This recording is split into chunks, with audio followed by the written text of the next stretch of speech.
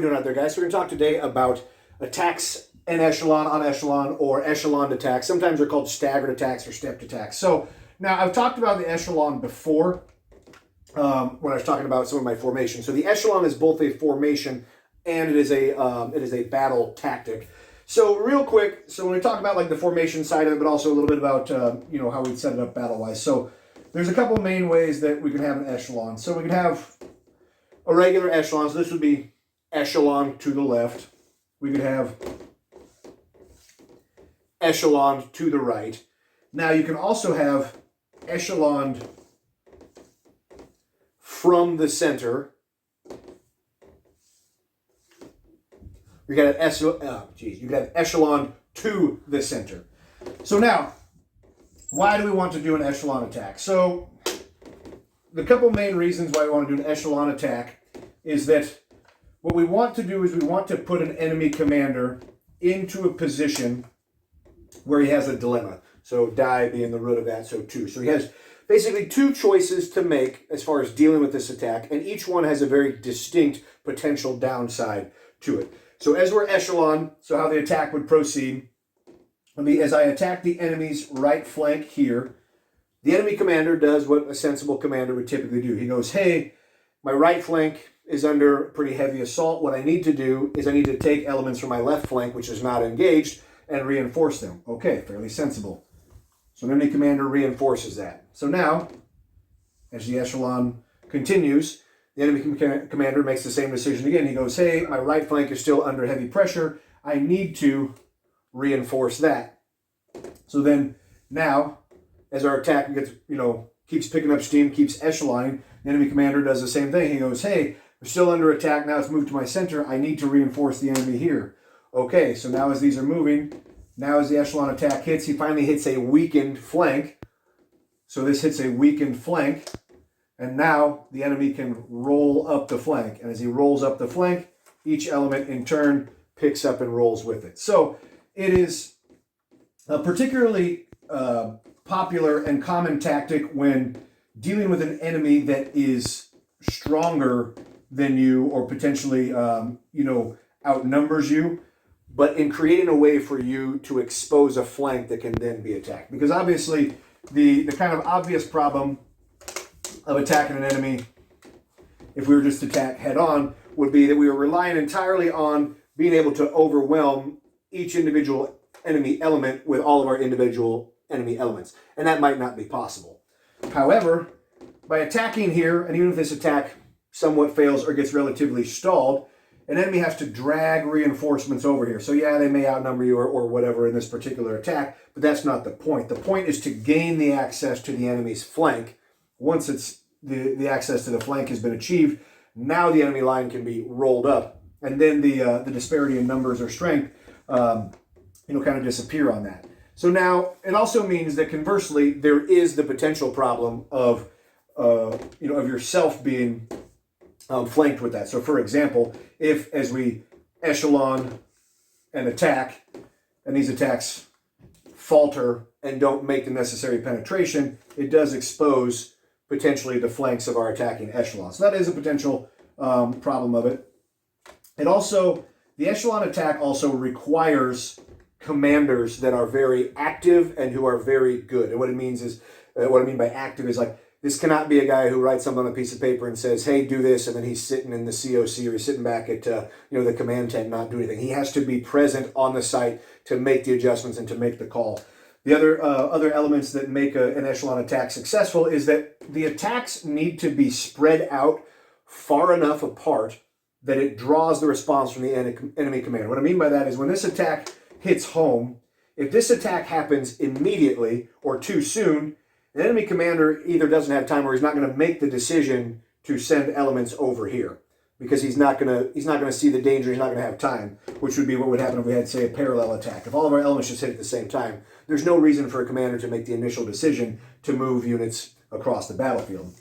So they have to be spread out far enough apart in time that an enemy commander has time to move units, but they cannot be spread out so far apart that an enemy commander has time to move units back or to treat them all as separate entities. So say, for example, this attack hits an enemy sends reinforcements over, and this attack hits, an enemy sends reinforcements over, and then this attack takes so long to materialize that by the time it gets there, these are kind of petering out. An enemy commander starts to move units back over here, and then this attack, because this attack took too long, now this one's taking too long, so the enemy commander goes, okay, hey, we'll move units back over there. So it cannot be too spread out.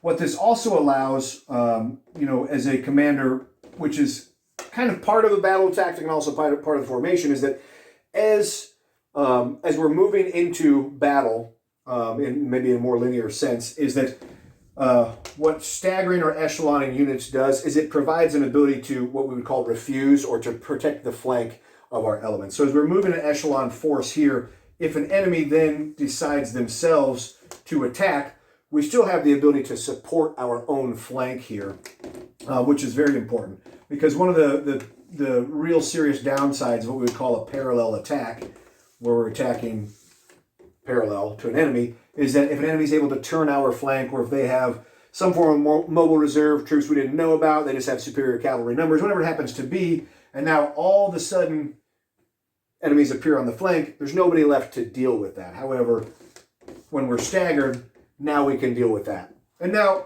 in the easy sense, you could think of this in terms of like one linear battle attacking like a line, but this could also be staggered out over days or weeks. So if you can imagine, let's say that these particular lines were more like crossings over a river or cities. So this could be an entire attack on an entire city, for example. In some ways, you could think of like the actions around say Stalingrad in 42 and 43. It's not an echelon attack, but it is staggered in such a way that basically this attack draws in, forces the enemy a total commitment into the city itself, and then they have follow-on attacks that were basically, once they had surrounded the city, they were attacking further to the west and further to the west. So ways to do that. So now very classic examples of this being used.